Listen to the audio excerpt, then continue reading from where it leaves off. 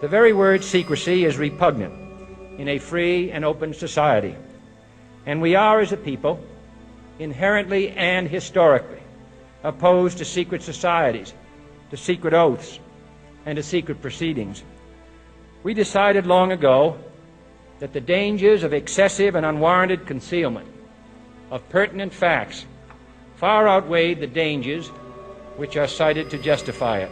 Go to war with Iran, and I want to congratulate Biden for voting against it, Dodd for voting against it, and I'm ashamed of you, Hillary, for voting for it. You're not going to get another shot at this, because what's happened, if this war ensues, we invade and they're looking for an excuse to do it. And then, frankly, there are those who are saying the best thing that could happen to us is be attacked by somebody. Just bring it on. Then we ought to take them out.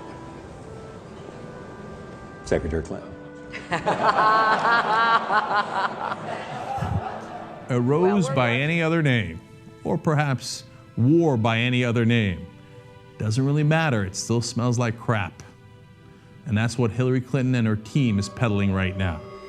For we are opposed around the world by a monolithic and ruthless conspiracy that relies primarily on covert means for expanding its sphere of influence, on infiltration instead of invasion, on subversion instead of elections, on intimidation instead of free choice, on guerrillas by night instead of armies by day. The whole idea of this suggests that people are expecting politics to get in the way. The whole idea of this suggests that either President Obama is somehow telling somebody, or one of his people telling the State Department or the FBI, lay off Hillary ahead of the election. I mean, that's what this suggests. You know, the top secret emails, top secret, on her server were sent to her by him. So the president has a stake in this. He does not want this case to be tried. Right. Worst mistake?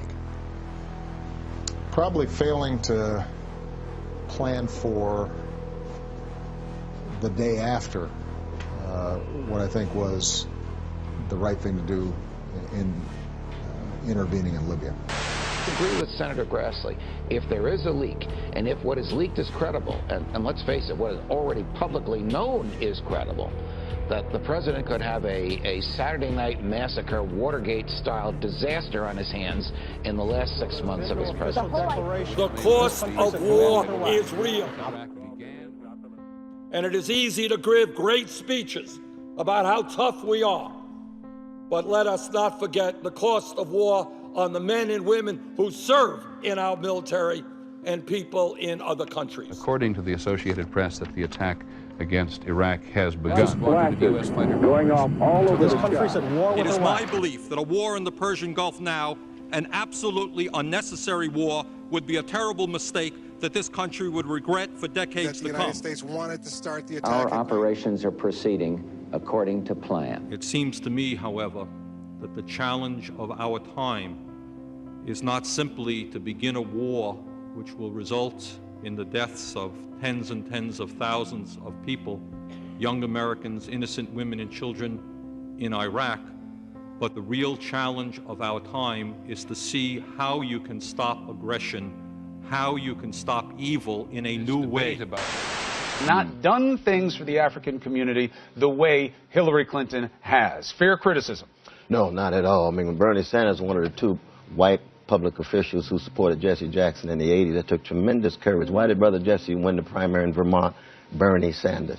My dear brother Chris, Sister Hillary Clinton is the Milli Vanilli of American politics. She lip sings, she gives lip service, but when it comes to policy, who supported crime bill? Who supported not just deregulating of market of banks, but also pulled the rug from under welfare? She talks about her work with the Children's Defense Fund way back in the 70s. Doesn't say a word about being a Goldwater girl. Doesn't say a word about supporting a candidate who Martin Luther King called there's no moral case for Goldwater. He's the most dangerous politician. She's vigorously campaigning. She shows up and gives these wonderful speeches sounding like Bernie Sanders. Bernie Sanders on the ground getting arrested, marching with Martin. The problem is black voters don't know his history in the way in which they know the symbolic language of Hillary Clinton, but on the ground, she's calling black youth super predators. No president should fear public scrutiny of his program, for from that scrutiny comes understanding, and from that understanding comes support or opposition, and both are necessary. This means greater coverage and analysis of international news, for it is no longer far away and foreign, but close at hand and local. It means greater attention to improved understanding of the news, as well as improved transmission. And it means, finally, that government at all levels must meet its obligation to provide you with the fullest possible information outside the narrowest limits of national security. What about the people? Why is America not the greatest country in the world, Professor? That's my answer. You're saying... Yes. With a straight face, you're going to tell students that America is so star-spangled awesome that we're the only ones in the world who have freedom? Canada has freedom. Japan has freedom. The UK, France, Italy, Germany, Spain, Australia, Belgium has freedom. So 207 sovereign states in the world, like 180 of them have freedom. All right. And yeah, you, sorority girl, just in case you accidentally wander into a voting booth one day, there's some things you should know. And one of them is, there is absolutely no evidence to support the statement that we're the greatest country in the world. We're 7th in literacy, 27th in math, 22nd in science, 49th in life expectancy, 178th in infant mortality, 3rd in median household income, number 4 in labor force, and number 4 in exports. We lead the world in only 3 categories: number of incarcerated citizens per capita, number of adults who believe angels are real, and defense spending, where we spend more than the next 26 countries combined, 25 of whom are allies. Now, none of this is the fault of a 20-year-old college student, but you nonetheless are, without a doubt, a member of the worst generation ever. So when you ask what makes us the greatest country in the world, I don't know what the fuck you're talking about. Yosemite? The issues that we are talking about in this campaign are the issues that are on the hearts and minds of the American people. The American people are tired of working longer hours for lower wages and seeing almost all new income and wealth going to the top 1%. They are tired of super PACs and a corrupt campaign finance system that allows billionaires to buy elections. They're tired of a broken criminal justice system, which enables us to have more people in jail than any other country on earth. They are worried about the future for their children. And they understand that unless we create an economy that works for all of us and not just the 1%, their kids are going to have a lower standard of living than they do, and we're going to see the end of the American dream, and we are not going to allow that to happen. Sure used to be. We stood up for what was right. We fought for moral reasons. We passed laws, struck down laws for moral reasons. We waged wars on poverty, not poor people.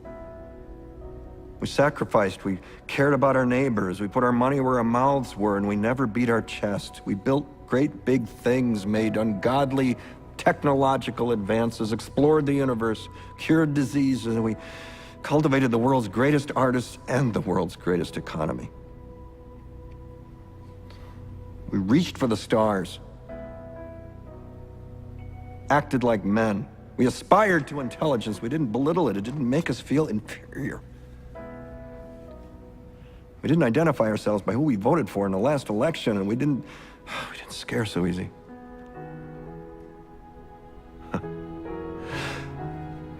We were able to be all these things and do all these things because we were informed by great men, men who were revered. First step in solving any problem is recognizing there is one. America is not the greatest country in the world anymore. The American dream was alive and well. My dad came to this country from Poland at the age of 17, didn't have a nickel in his pocket. Together, we are going to create an economy that works for all of us, for the elderly, the children, the sick, the poor, the middle class, and the working families of this country, not just the 1%.